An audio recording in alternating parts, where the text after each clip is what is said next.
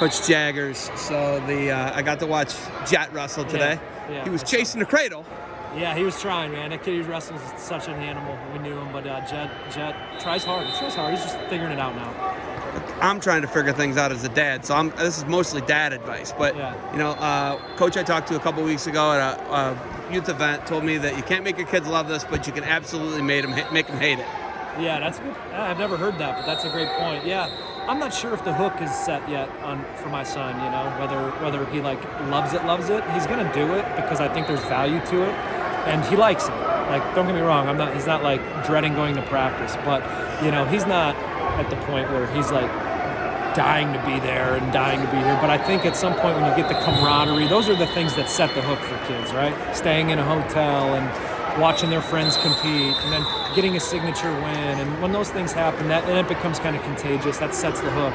And then people fall in love with wrestling. And I think my son's, it's happening for him. It's just happening slow.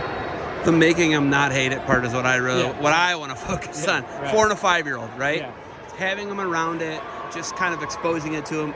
Is that the advice you would have for somebody? Yeah, that's what we did. I mean, I don't even know who's to know if it's the right path, right? I mean, it's just my path with my son. He wrestles a couple months a year. He plays other sports, and he's got some movements that I think are unique to the sport of wrestling that are just gifts that he, his hips and stuff like that.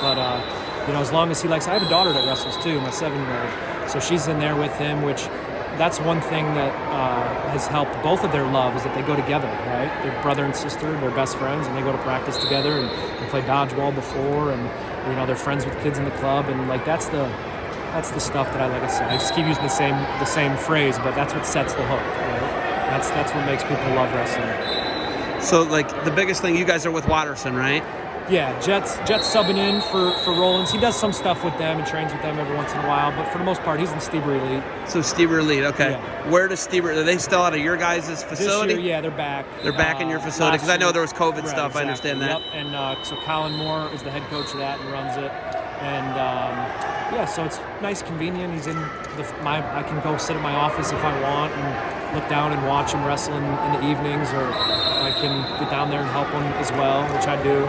But that's it. Trying to stay hands off, or what are you doing? How are you on the question? So he prefers me to be down there helping him. So I tried both, right? I don't know what path is the best or whatever, and it's not my choice. I asked him, would you rather me sit up in the office and pretend I'm not watching? Would you rather me be down? He's like, I want you down there with me helping me. So obviously he knows I coach wrestling, and hopefully I think I know a little bit of what I'm talking about. But he wants me down there helping him, and you ask him.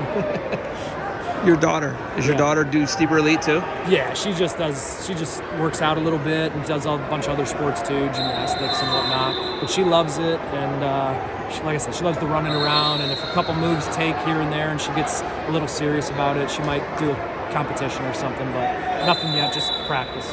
Do you still live way far north, like Delaware area, or do you move? I'm in Lewis Center. So so you moved. I'm about 20 minutes. Okay, so you're close because Tom lives in the same type area, doesn't he? Yeah, he lives a little further, a little deeper than me. Yeah. Okay, so you guys are out there pretty good. I'm right by Polaris. Okay, so you're northeast side, right? Just straight north. Honestly. Straight north. Yeah, okay. Right by Polaris. Okay, so is Polaris 71? The mall. 71. Yeah, between 71 and 23. So not far out there. Right? So they could go to Watterson, but at this point, high school, we're Olentangy School District. Olentangy Braves? He's only in 3rd grade. Olentangy Braves. Yeah. Okay, so it's Olentangy schools. Olentangy. But you're a pretty hands-off guy when it comes to that. When I talk to you, it's 3rd grade, man. I don't know. I say he loves baseball and soccer and a bunch of other things, and I don't know what he's gonna want to do, or whether or not sports are going to be a part of his life where you hinge some of your high school decisions on. Like I said, we're just taking it slow and just trying to get better. OAC events. I'm super afraid to throw my kids into these events. They're 4 and 5, obviously, so it's not time. When did you start to test the waters with OAC? Because it's the standard in youth wrestling in Ohio. It's kind of a pressure cooker, man. There's these kids, and he's in a little spot where there's so much abundance of talent, man. I look around at some of these kids that he competes against, and I'm like, you're so much better than we were when we were kids back in the 90s at that age. There's a couple kids that were decent, statewide that I remember battling, but now they're everywhere you look. Kids that can really move and understand it, which I think is a reflection on just how the abundance of solid youth and high school coaches out there nowadays, and obviously there's a lot. Information's more readily available with internet, but you look around and these guys are the real heroes. All these youth coaches and high school coaches, middle school coaches that groom these kids and get them ready for guys like me in college to take over and try to win national titles with. But I'm very impressed with just the quality of wrestling in Ohio and the youth level, for sure. In just over a decade, you've been coaching, right? Like you're just over 10 years now. 13th year, right? So you're just over a decade at 13 years. Are you finding you have to undo less bad habits from these blue chippers you're getting? Because they're so good when you get them, man. I don't know if I would make like a sweeping claim like that. I mean, each kid's different. You know what I mean? Like some kids, you get them. You're talking about like when I get when you get Dylan D'Amelio, because that's a guy who.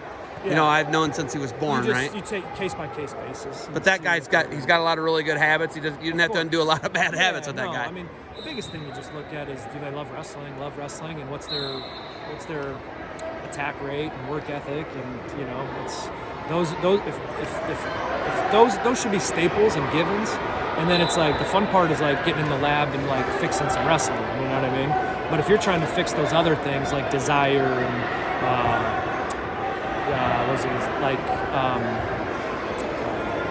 sorry, I was watching this kid.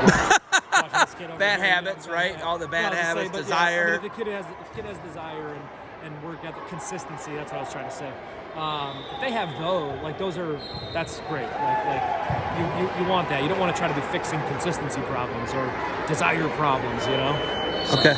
Where are you guys next? The Big Ten rest. We actually wrestle tomorrow. We're driving up in the morning. We have like a nice sleeper bus and whatnot. But we wrestle American tomorrow.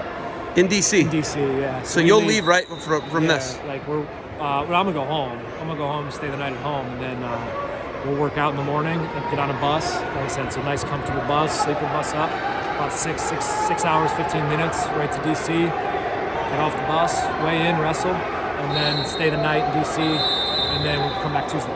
No Maryland, Rutgers, none of that built into the trip? We have Maryland on our home schedule. So, Borelli, who's the old coach at Stanford, and Tom are good friends. And we owed Borelli a match because Stanford came to us when we first opened up the Cavelli back in the 1920 season. So now that Borelli's American, it's a good duel. We're kind of paying him back and giving him the duel. Yeah, I don't think you need to give it to them who didn't really earn it. We'll move out to Stanford at some point too, I'm sure. But. Awesome. All right, where'd Jet go? He's right Jet, here. you good? You got talk at all, or are you good? Dad talk enough? Yeah, he did all the talking? Awesome, man. You got anything else for me? No. That's a strong beard. I love the beard.